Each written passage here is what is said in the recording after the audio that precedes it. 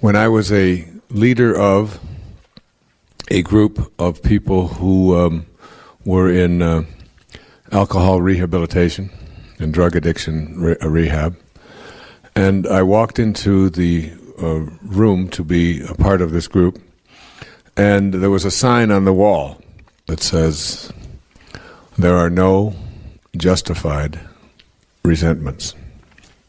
And I thought how frequently in my own lifetime I have justified my own resentments about the way I have been treated, about things that have happened to me,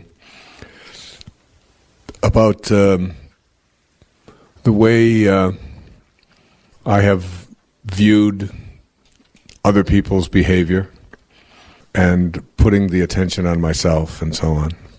We were told that no matter what happens in this group, no matter what somebody says, no matter how offensive it may sound to you, no matter how angry it may make you that they are saying what they are saying, there are no justified resentments. And the reason that you cannot justify any of your resentments is because your resentments are serving to hurt you rather than to help you. And those resentments that you carry around, even though you think you have every right in the world to feel that way. I've heard people say it many times. I have a right to be miserable.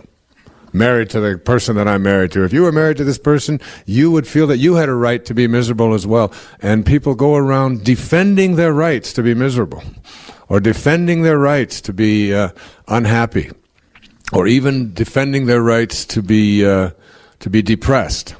Depression is a big thing these days, and people believe that they have a right to their depression. After all, what I've been through and all that I have experienced, and they're willing to share that right away. And of course, and since I wrote about that and put it down as one of my most important principles, guiding principles of my life, I started thinking about my own resentments as well, and I had many that I was still justifying. And I'd like you to really take a look at this. You see, if you don't take responsibility for what is going on in your life, in your body, in your relationships, everywhere, if you don't take responsibility for it, you are placing responsibility on something or someone outside of yourself. And in order for you to be able to do something about it, you have to wait for something or someone or some event outside of yourself to change in order for you to get better. And the likelihood of that happening is very small.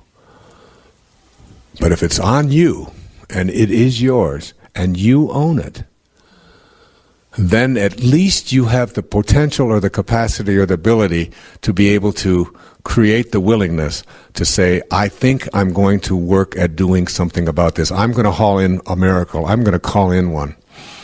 Or I'm going off to the wilderness, as that woman I told you about earlier did. I'm going off to the wilderness, and I'm going to make contact with God, and I'm going to get quiet and peaceful for the first time in my life. I'm going to use the nature, the wilderness, as therapy. I'm going to trust my instincts. I'm going to turn it over to God. I can do anything.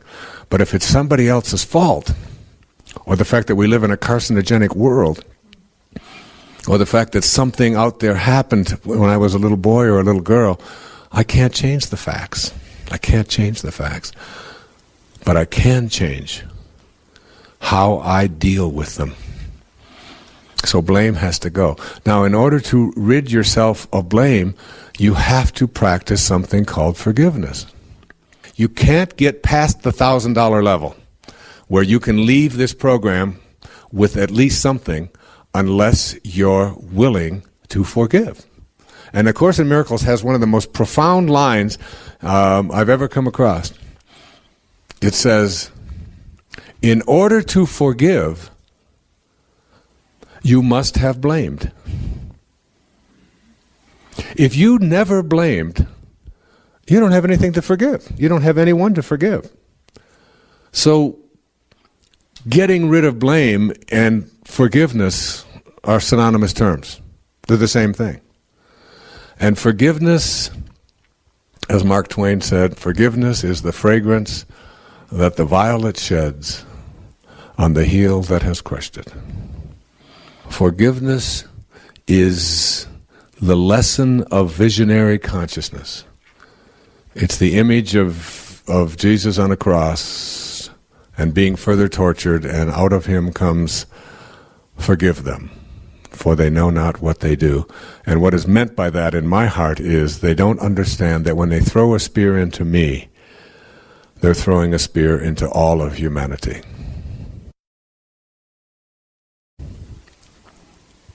Because Jesus was not one who spoke of the flesh. He spoke of the oneness, the connectedness of all of us, excluded no one. And always remember that as you practice being Christ-like. There is no one to exclude, no one. Not in the kingdom of heaven.